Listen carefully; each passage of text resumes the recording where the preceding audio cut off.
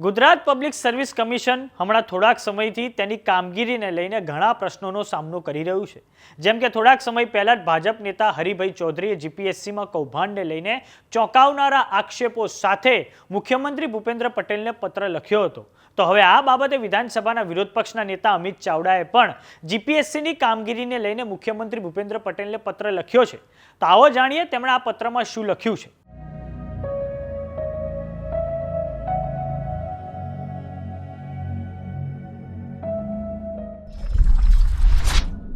ગુજરાત વિધાનસભાના વિરોધ પક્ષના નેતા અમિત ચાવડાએ જીપીએસસીની કામગીરીને લઈને જે પત્ર મુખ્યમંત્રી ભૂપેન્દ્ર પટેલને લખ્યો છે તેમાં તેમણે મુખ્ય બે વાતોની ચર્ચા કરી છે કે ગુજરાતના ઉમેદવારોનો સરકારી નોકરીઓની ભરતી પ્રક્રિયામાંથી કેમ વિશ્વાસ ઘટી રહ્યો છે અને બીજું જીપીએસસીની કામગીરીને વધુ પારદર્શક બનાવવા માટે શું પગલાં લઈ શકાય।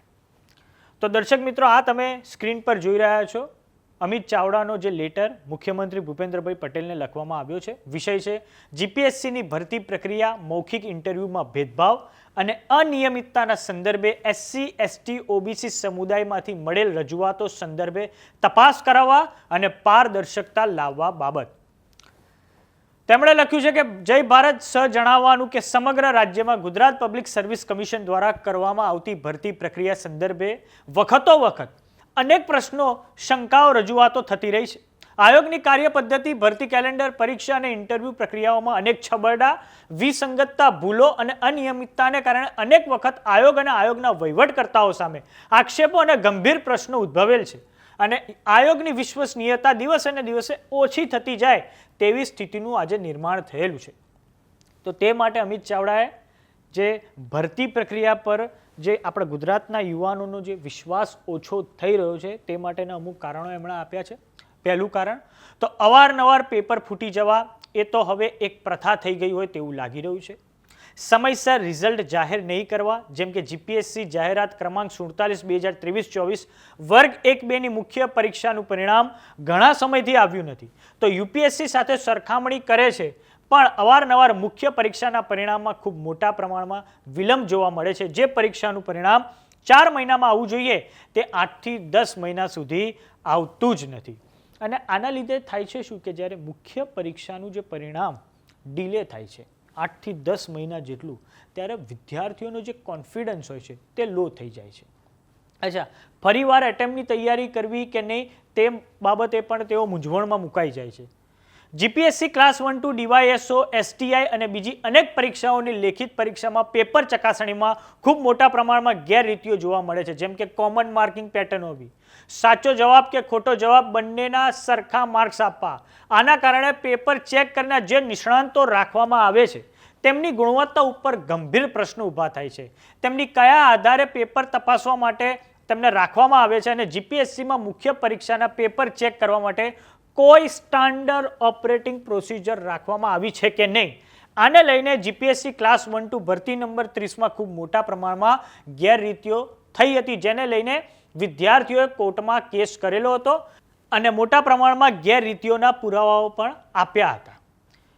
જે વ્યક્તિ પેપર સેટ કરે છે, જે વ્યક્તિ મેન્સના જે આન્સર શીટ હોય છે ચેક કરે છે, એ કઈ કારકિર્દીના આધારે, કઈ પદવીના આધારે તેમની એ સ્થાને નિમણૂક કરવામાં આવી છે તે માટેની કોઈ પણ એસઓપી એટલે કે સ્ટાન્ડર્ડ ઓપરેટિંગ પ્રોસિજર પર પ્રકાશ પાડવામાં આવ્યો જ નથી અને જીપીએસસી દ્વારા પણ તેની પર કોઈ પણ પ્રકારની સ્પષ્ટતા પણ સામે આવી નથી।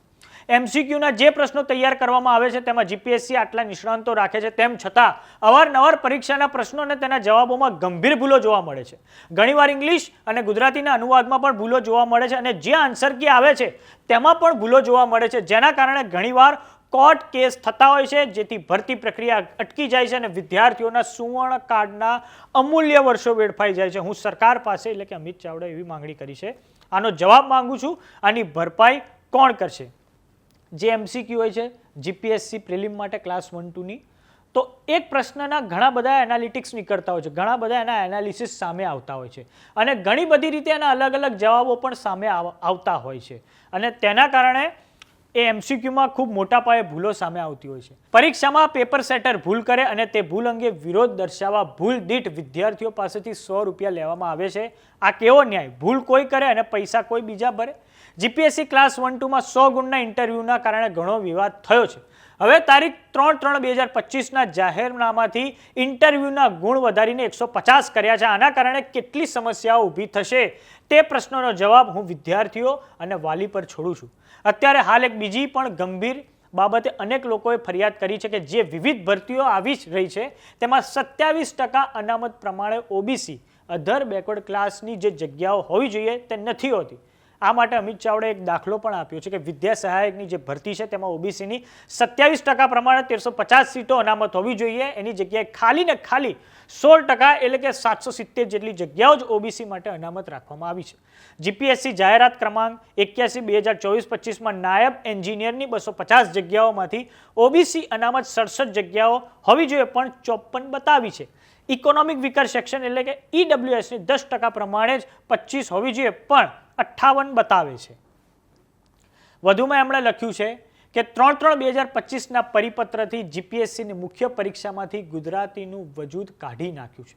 હવેથી ગુજરાતીના પેપરના ગુણ મેરિટમાં ગણાશે જ નહીં. મહત્વની બાબત એ છે કે યુપીએસસીની પરીક્ષામાં ગુજરાતી વૈકલ્પિક વિષય રાખીને ઘણા બધા ગુજરાતીઓ યુપીએસસીની પરીક્ષામાં પાસ થાય છે. ડ્રગ ઇન્સ્પેક્ટરની પરીક્ષાના મૌખિક ઇન્ટરવ્યુમાં પેનલના સદસ્ય 14/5/2025ના રોજ એક સમાજની શૈક્ષણિક સંસ્થામાં મોક ઇન્ટરવ્યુની પ્રેક્ટિસ કરાવતા હતા અને બીજા જ દિવસે 14, 15/5 અને 16/5ના રોજ ઇન્ટરવ્યુ લેવા બેઠા હતા, જેના કારણે ભારે વિરોધ થતા ઇન્ટરવ્યુ રદ કરવાની ફરજ પડી હતી. આમ જીપીએસસી આ તમામ પ્રશ્નોનો સામનો કરી રહ્યું છે. આપને જણાવી દઈએ કે જીપીએસસી એક બંધારણીય સંસ્થા છે. હાલ જે મુદ્દો સૌથી વધારે ચર્ચામાં છે કે જીપીએસસીમાં અમુક ચોક્કસ વર્ગની તરફદારી કરી અને એસસી, એસટી, ઓબીસી વર્ગના વિદ્યાર્થીઓની ઇન્ટરવ્યુમાં અન્યાય કરી રહેલ છે તેવી વ્યાપક ફરિયાદો જુદા જુદા સમુદાયો તરફથી થઈ રહી છે, જેના લીધે ઉમેદવારોનો જીપીએસસીની પરીક્ષામાંથી વિશ્વાસ ઉઠી ગયો હોય તેવું વર્ષ 2024 કરતાં વર્ષ 2025માં 77% વિદ્યાર્થીઓ ઓછા બેઠા તેના પરથી લાગી રહ્યું છે. અને આ જ મુદ્દે પ્રશ્ન ભાજપના નેતા હરિભાઈ ચૌધરીએ પણ ઉઠાવ્યો હતો. તો હવે એમણે અમિત ચાવડાએ જીપીએસસીની ઇન્ટરવ્યૂ પદ્ધતિ પારદર્શક બને તે માટેના કેટલાક પગલાં સૂચવ્યા છે. તો પહેલું પગલું એમણે સૂચવ્યું છે કે દરેક ઇન્ટરવ્યૂ પેનલમાં ઓબીસીના 1 અને એસસી, એસટીના 1 પ્રતિનિધિ હોવા જોઈએ. ઇન્ટરવ્યૂની પ્રક્રિયાનું ઓડિયો વિડીયો રેકોર્ડિંગ કરવું જોઈએ.